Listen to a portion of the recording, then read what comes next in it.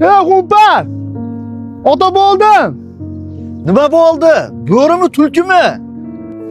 Bo'ridan bo'ri bo'ladi, tulki bo'lamidi? Tabriklasang bo'ladi. Butun ziyofat mendan.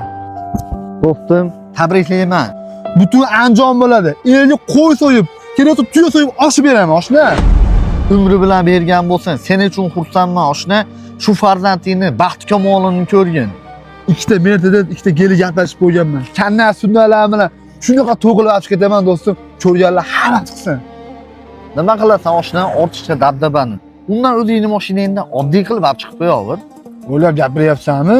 Meni obro'mga to'g'ri kelmaydi. Men to'y qilib olib chiqaman. Endi o'zing bilasan. O'g'lon turgan akani ko'ryapsanmi? Orqa mahalladagi qo'shnim Ibrohim aka. 8 yil deganda endi farzandli bo'ldi. Bir kun ham yashamabdi. Shu inson o'rnida sen ham bo'lishing mumkin edi.